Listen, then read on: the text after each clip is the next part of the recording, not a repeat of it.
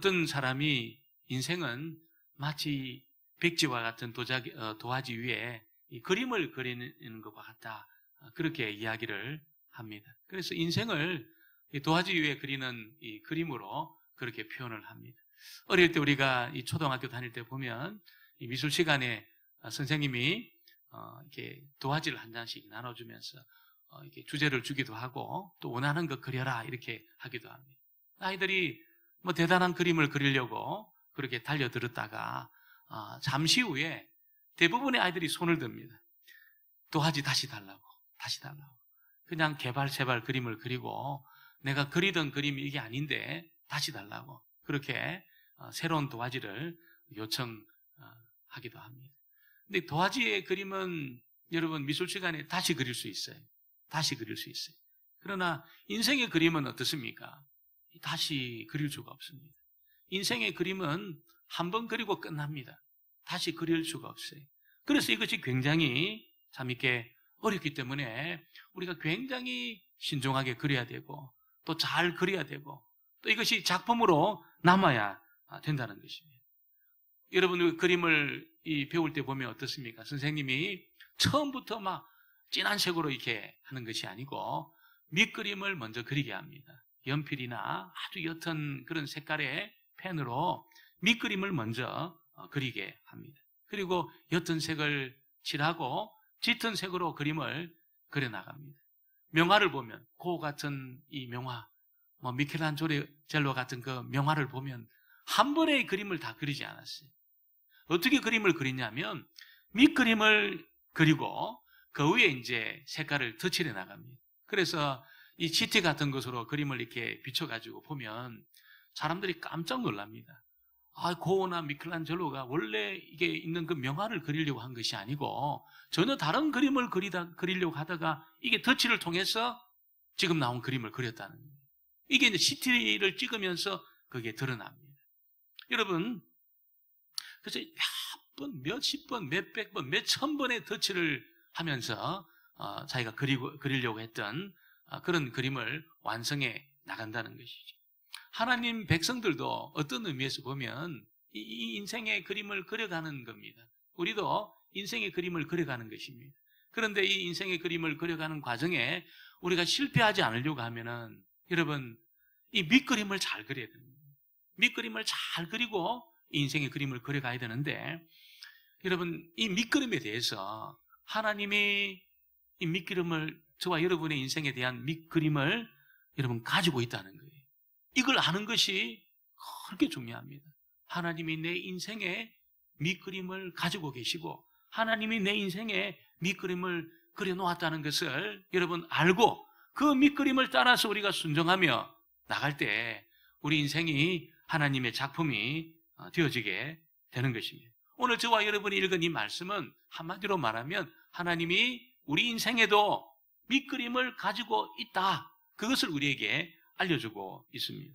그래서 원래 1장 그 6절 말씀은 여러분 아주 짧은 구절이지만 하나님이 하나님 백성들을 향해서 또 하나님이 하나님의 교회를 향해서 얼마나 놀라운 밑그림을 가지고 있는지, 그리고 그것을 하나님은 완성하시는데 얼마나 확실하게 완성하시는지 그것을 우리에게 알려주고 있는 그런 구절입니다. 우리가 앞에서도 지난 시간 살폈지만 사도 바울은 지금 로마 감옥에 갇혀 있습니다. 로마 감옥에 갇혀 있는데 그 감옥에서 인격적인 대우를 받지 못하고 또 사람들의 공격을 받고 또 복음을 전하면서 다른 사람은 전혀 갇히지 않고 존경받으면서 복음을 전하는데 바울은 갇혀가지고 여러분 이제 무슨 구금되는 정도가 아니고 죽게 된 겁니다. 죽게 된 겁니다. 그래서 이것이 여러분 사도 바울의 여러 가지 많은 생각들 속에서 그를 고통스럽게 만들었다는 거예요. 또 그가 전한 이 복음의 그 사역지에서 들려오는 소식이 별로 좋지를 못해. 사람들이 여러분 바울이 전한 이 복음의 소식을 듣고 믿음 생활을 하다가 여러 가지 시험으로 무너지고 있다는 그런 소식들이 들려지고 있습니다. 자기 인생도 이 감옥에서 죽게 되니까 한산스러운데 자기 사역도 열매를 맺지 못하고 이렇게 무너질 위기에 있다는 소식을 듣게 되었을 때 얼마나 사도 바울로서 이렇게 실망이 되겠습니까? 그런데 바울의 이 빌립보서 말씀을 보면 그런 확신에 가득 차 있고 그런 충만한 기쁨 가운데서 이 빌립보 성도들을 위로하고 격려하고 그들을 세워내고 있다는 것입니다. 어떻게 사도 바울은 그 감옥에서 확신의 사람이 되었을까요? 한마디로 말하면 하나님의 밑그림이 있다는 것을 알았던 거예요. 하나님이 나에 대해서 이 밑그림을 그려오셨구나. 그리고 이 그림을 도중에 포기하지 않고 하나님이 시작하신 이 그림을, 이 착한 일을 반드시 하나님이 완성하실 것이구나. 이걸 사도 바울이 깨닫는 순간에 그런 확신 가운데 성도들에게 편지를 쓰면서 그들을 세워내고 있다는 것이죠. 또 바울이 여러분 감옥에 있는 동안에 여러분 이렇게 그가 여러 가지 많은 것을 깨달았지만 하나님이 일을 시작하셨고 진행하시고 이것을 완성하셨다는 것이 깨달아지는 순간에 그가 편지를 쓰기 시작했다는 것입니다. 오늘 첫 번째는 하나님이 우리에 대해서도 이 착한 일을 시작하시는 그 밑그림을 가지고 있다는 것을 우리에게 알려주고 있습니다.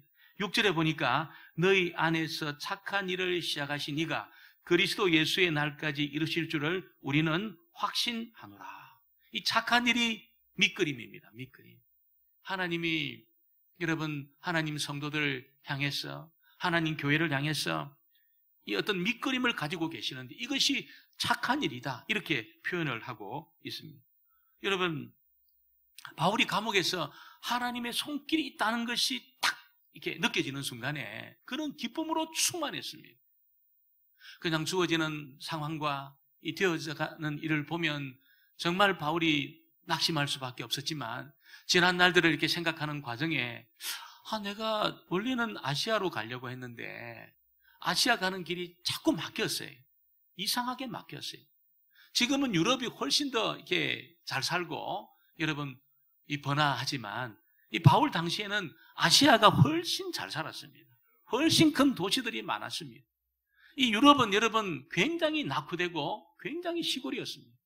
바울은 사람들이 많이 모여있는 이 아시아로 가려고 모든 계획들을 이렇게 세우고 있었는데 이상하게 길이 막혔어요. 이상하게 그 가는 길이 막히고 문이 열리지 않았습니다.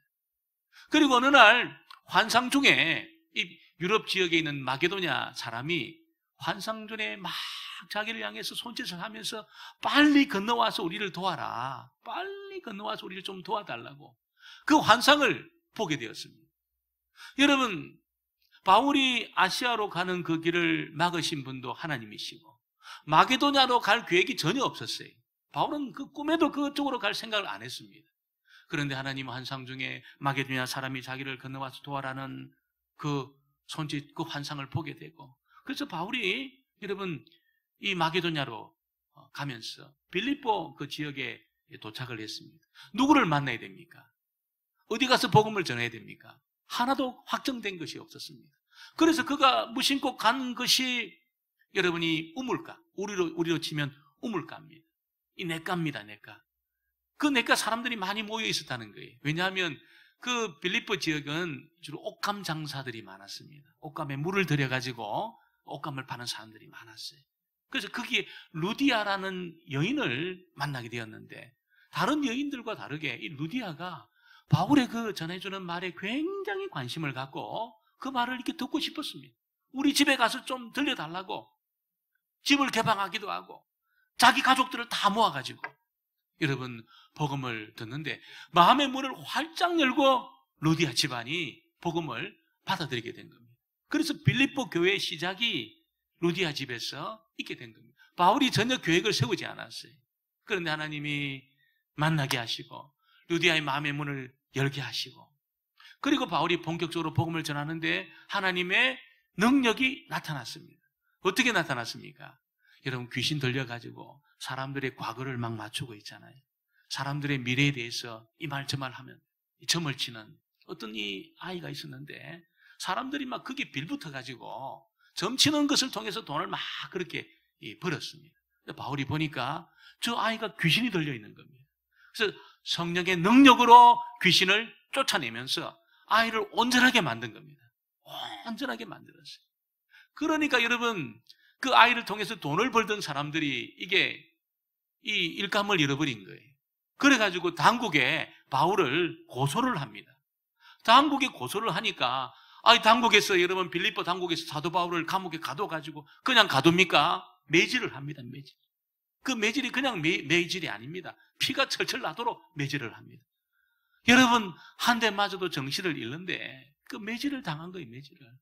몸에 막 피가 나고, 여러분, 피투성이가 돼가지고 감옥에 그냥 내팽개쳐져 있는데 얼마나 그것이 간단스럽습니까?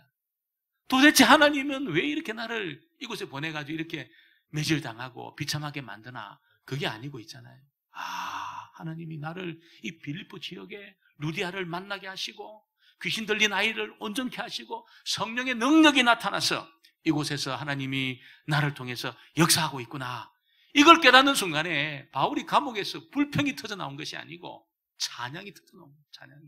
하나님을 높이는 막 찬양을 하고 있는데 있잖아요. 옥문이 막 흔들리면서 바울을 묶고 있던 자고가 다 풀린 겁니다. 감옥문이 다 열려버리고 있잖아요. 이 기적이 나타난 거예요. 간수장이 그것을 보고, 여러분이 죄수들이 다 도망간 줄 알고 죽으려고 자살하려고 딱 칼을 뽑아 죽으려 하는데 그만 나 도망 안 간다. 여러분, 간수장이 막 기절초봉하는 겁니다. 도대체 내가 어떻게 해야 구원을 받겠냐? 주 예수를 믿어라. 그리하면 너도 구원받고 너희 가족들 다 구원받을 수 있다. 그 말에 간수장이 사도 바울을 집으로 초청해가지고 온 집안이 예수 믿는 역사가 일어나게 된 겁니다. 여러분, 옥문을 여신 것도 하나님이시고 간수장의 마음에 감동을 주신 분도 하나님이시고 하나님이 일을 하시면서 빌립보 교회가 그렇게 시작이 된 거예요. 바울이 그 과정을 생각하면서 하나님이 이 모든 일을 계획하시고 이것을 진행하시고 이를 완성하실 것이구나. 여러분, 하나님이 시작하신 이 착한 일을 반드시 하나님이 완성하실 것이라는 확신이 들 때, 여러분, 바울의 그 마음에 모든 고난도 문제가 안 되고 있잖아요. 갇힌 것도 문제가 안 되고 자기가 죽는 것도 문제가 안 되고 그 전능하시고 여러분 그 계획을 변개치 아니하시고 반드시 완성하시는 하나님을 생각할 때에 그런 확신 가운데 머물 수 있게 되었다는 것입니다. 오늘 여러분 사도 바울에 대해서 밑그림을 가지시고 바울에게 다가가시고 그를 여러분 이끄시고 인도하시고 하나님의 뜻을 성취하신 하나님이 오늘 저와 여러분에 대해서도 밑그림을 가지고 있다는 것을 믿게 되기를 주의 이름으로 축원합니다.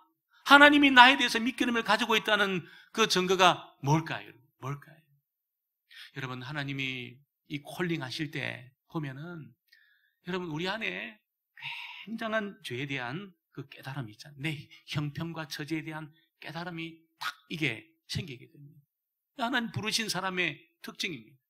하나님이 착한 일을 진행하시는 사람의 특징입니다. 깨달음이 있어요. 어떤 깨달음입니까? 내가 그리스도가 필요한 사람이구나. 나는 이 죄인 중에 내가 괴수 죄인이구나. 나는 이 좋은 사람이 아니구나. 이 깨달음이 와요. 이 깨달음이 오기 전에 어떻습니까? 나는 괜찮은 사람이라고 생각해. 나는 이 정도면 괜찮은 사람이다. 내가 그리 나쁜 사람이냐. 이런 생각을 다 가지고 있습니다. 그런데 하나님이 찾아오시는 사람, 오셔서 깨달음을 딱 주시는 사람의 첫 번째 여러분 현상이 뭡니까? 나는 그리스도가 필요한 사람이구나. 나는 내 힘으로는 내 인생의 문제를 풀 수 없는 나는 구주가 필요한 사람이구나. 나는 죄인 중에 나는 괴수구나, 괴수.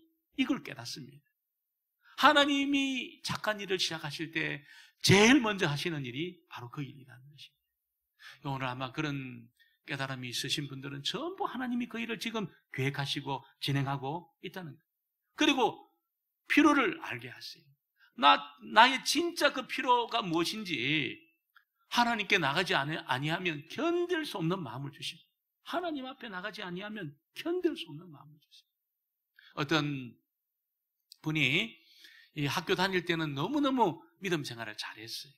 그런데 시집을 가면서 예수 안 믿는 집안이 시집을 딱 가면서 이렇게 막 바쁘게 돌아다니고 주일 못 지키고 애기 낳고 애 키우고 이렇게 가정을 꾸려나가는 중에 교회를 못 나간 거예요. 그래서 이것이 한 20년의 세월이 흘러간 겁니다. 어느 날 여러분 이 새벽에 잠이 깼는데 너무 마음이 허망하더래요. 새벽에 딱 일어났는데 이것이 인생인가? 너무 마음이 허망하더니. 그런데 그때 당시에 이 새벽기도 할 때 교회에서 종을 들었습니다. 음악을 들었어요. 음악을 들었는데 평소에 하나도 안 들리던 그 음악이 있잖아요. 그 새벽에 딱 들리더래요, 자기에게. 그 새벽에. 여러분, 그 교회에서 튼 그 새벽기도를 알리는 음악이 딱 들리는데 그때 이 마음에, 이분의 마음에 내가 교회 가야 되겠다. 내가 아버지 집에 가야 되겠다. 그래가지고 그 새벽에 교회를 찾아가지고 가서 앉는 순간에 여러분, 주님이 자기를 꼭 안아주는 그런 체험을 하는 거예요. 주님이 자기를 꼭 안아주는데 막 눈물이 나는 데 있잖아요. 말로 닿을 수 없는 눈물이 막 나면서 나는 이제 죽어도 교회 간다. 그렇게 결심하고 믿음 생활을 했다는 것입니다. 여러분, 이것이 뭡니까? 피로를 깨닫게 하십니다. 여러분, 주님이 찾아오기 전에는 지금 나에게 필요한 것이 지금 돈이고 집이고 지금 나에게 필요한 것이 건강이고 애들 잘 되는 일이고 다 필요한 거죠. 그것이 전부 필요한 거지만 진짜 필요한 것이 뭡니까? 진짜 필요한 것은 하나님이 나에게 오셔야 되는 것이고 내가 하나님 품에 내가 살아야 되는 것이고 여러분, 그것이 가장 중요한 필요인 줄 믿습니다. 이걸 깨닫는 겁니다. 이걸 깨닫는 겁니다. 그리고 여러분, 하나님을 갈망하는 마음을 주세요. 갈망하는 마음. 하나님을 막 갈망하는 마음을 주십니다. 옛날처럼 안 살려고 하는 그 마음. 하나님의 말씀이 듣고 싶어요. 하나님을 예배하고 싶어요.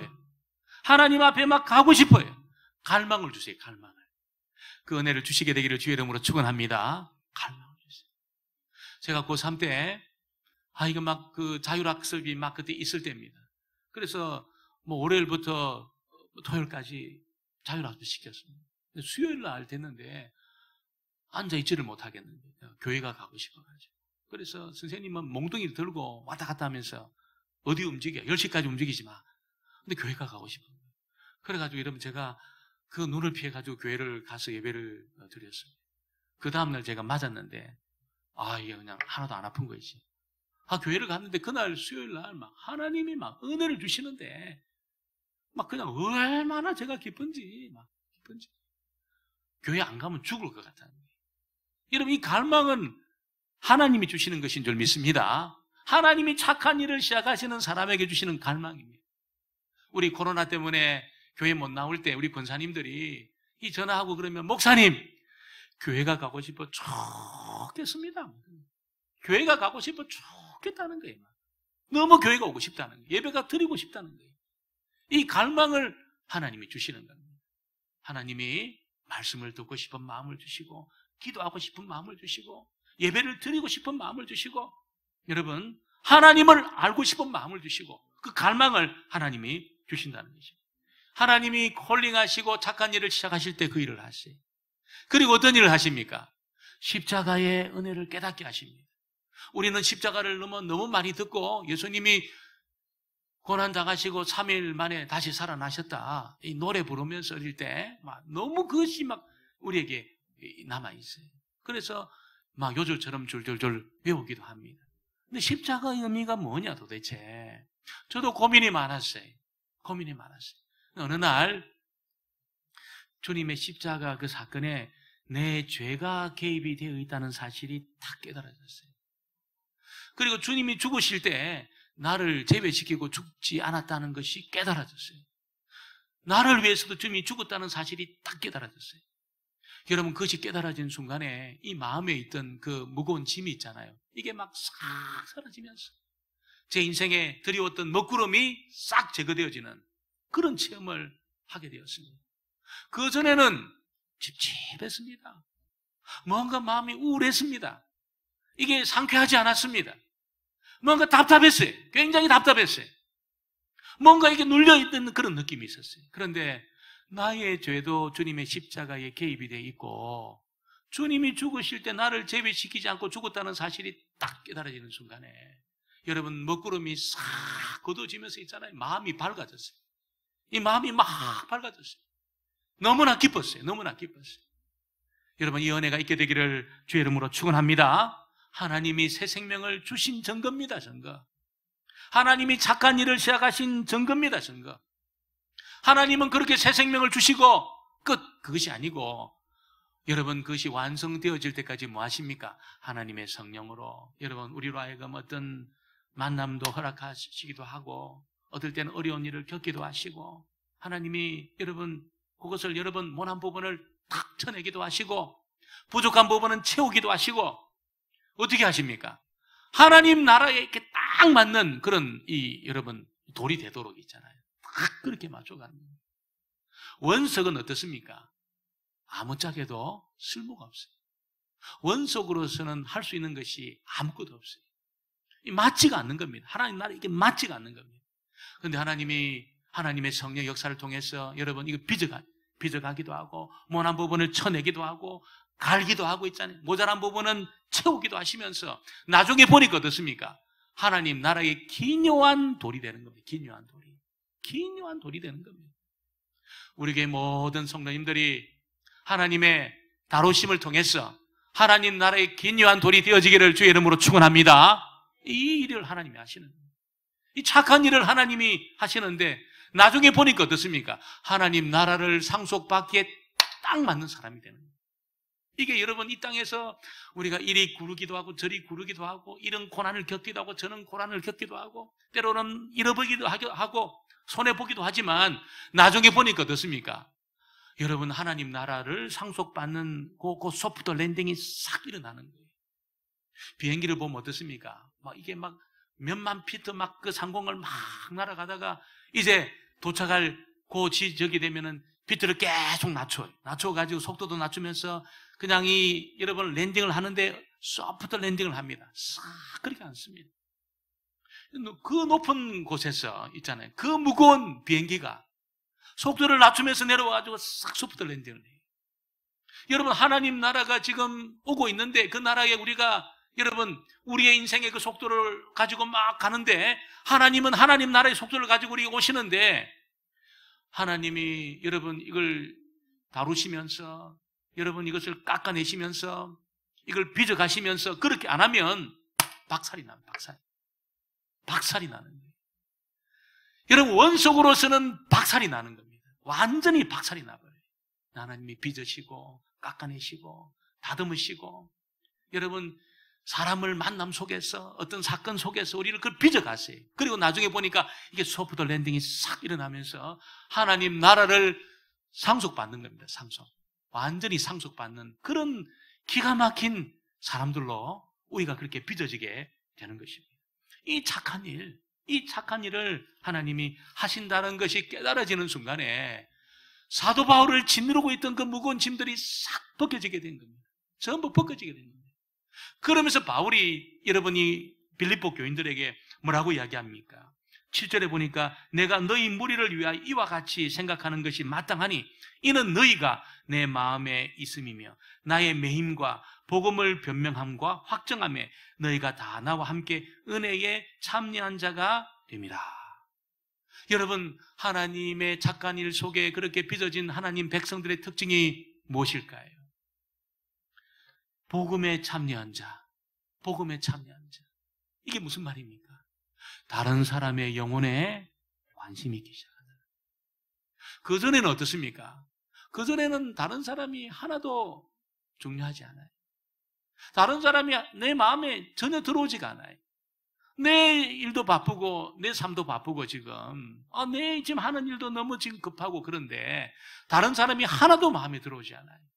그런데 하나님이 착한 일을 시작하시고 하나님 나라를 상속받는 그런 사람으로 빚어가는 사람들 가운데 나타나는 가장 중요한 특징이 무엇이냐면 다른 사람의 영혼이 다른 사람에 대해서 관심을 갖기 시작합니다. 막 그 어떤 일을 참견하려고 하는 관심이 아니고 저 영혼이잖아요.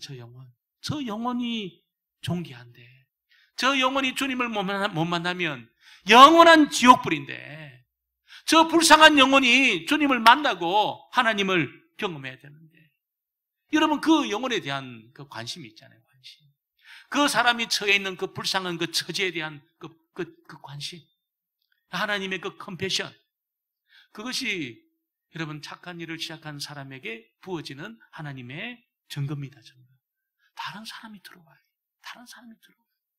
복음에 참여해요. 그래서 우리가 이 땅을 살아가는 동안 뭐 사업도 하고 돈도 벌고 해야 되지만 그것이 그 사람의 최종 목적이 아니라는 겁니다. 사업을 해도 사람을 구하기 위해서, 여러분 공부를 해도 내가 어떻게 사람을 살려낼 것이냐, 일을 해도 그 환경 속에서 어떻게 저 사람을 내가 살려낼 것이냐, 여러분 이 사람에 대한, 영혼에 대한 관심, 복음에 참여함, 이것이 있다는 것입니다. 우리가 여러분 뭐 기차를 타고 가고 어디 비행기를 타고 갈 때 옆에 있는 사람에 대해서, 여러분 이 영혼에 대해서, 이 영혼을 한번 만나고 내가 다시는 못 만날 텐데 저 사람이 예수 믿고 있는 사람이냐, 저 사람이 이 복음을 들은 적이 있느냐, 그 관심이 있잖아요. 그 관심. 내 이웃이 지금 이렇게 그냥 살아가는데 뭐 나는 내 삶 살고 너는 네 삶 살고, 그게 아니고 그 사람들이 지금 이 영혼의 그 상태가 이게 궁금한 거예요. 주님을 지금 만났느냐, 지금 하나님에 대한 이 관심이 있느냐, 지금 그 관심이 있잖아요. 우리 아이들이 지금 직장 생활도 잘하고 좋은 직장 다니면서 뭐 좋은 대학 다니고, 그게 아니고 이제 주님을 만났느냐, 지금 우리 애들이 지금 인격적으로 주님을 지금 만났느냐, 지금 그 관심, 이게 있다는 것입니다. 하나님이 착한 일을 시작한 사람의 증거입니다. 그래서 그 사람은 어떻게 합니까? 하나님의 은혜에 참여하고 하나님의 복음에 참여하고 하나님의 복음의 변증자가 되고, 여러분 그 일로 자기 인생의 초점을 맞춘다는 것입니다. 여러분 잠깐 후면 하나님 앞에 설 겁니다. 잠깐 후면 우리의 모든 일을 다 내려놓고 설 겁니다. 영원하지 않습니다. 이 일이 지금 영원하지 않아요. 여러분 하나님의 그 콜링을 받고 하나님이 착한 일을 시작한 사람의 특징이 뭘까요? 이 땅에서의 삶이 영원하지 않다는 것을 알고 있습니다. 이걸 알아요. 여러분 이걸, 하나님의 그 착한 일이 있다는 것을 모르는 사람 몰라. 내 영원히 살 것 같아요. 이 땅에서 나 영원히 살 것 같아요. 막 이런 뭐 금방 생애를 끝나는 사람을 알고 있지만 나는 그런 일이 없을 것 같아요. 여러분 착한 일을 시작하신 사람의, 모든 사람의 특징은 이 땅에서의 내 삶이 유한하고 내 인생의 끝이 있고, 언제까 주님이 콜링할 때 내가 모든 일을 내려놓아야 된다는 걸 압니다. 아무것도 가져갈 수 없다는 것을 압니다. 그래서 어떻게 합니까? 하나님의 복음에 참여합니다. 하나님의 복음에 참여하는 삶을 삽니다. 하나님의 복음을 확증하는 그 일에 참여하는 삶을 삽니다. 여러분 저와 여러분이 하나님이 시작하시는 이 착한 일이 있다는 것을 반드시 깨달으시고, 여러분 그 밑그림에 인생의 초점을 맞추시고 딱 맞추셨어요. 하나님의 그림은 있는데 나는 내가 그리고 싶은 그림으로 막 그리다가 내 인생을 여러분 끝내버리고 다시 돌이킬 수가 없어요. 여러분이 지금까지는 내 기질대로, 내 성정대로, 내가 하고 싶은 대로 살았다 하더라도 지금부터는 여러분 하나님이 그리시는 그 밑그림을 생각하시면서 하나님의 그 일하심에 관심을 가지시면서 하나님의 여러분 그 뜻에 관심을 가지시면서 저와 여러분이 하나님이 그리시는 그 그림을 따라서 내 인생과 내 남은 생애와 내 능력과 내 시간과 내 물질을 여러분 하나님의 그림에 초점을 맞추고 그 영혼에 관심을 맞추시고 복음에 참여하는 그 일을 통해서 하나님의 걸작품으로 다 그려지시게 되기를 주의 이름으로 축원합니다.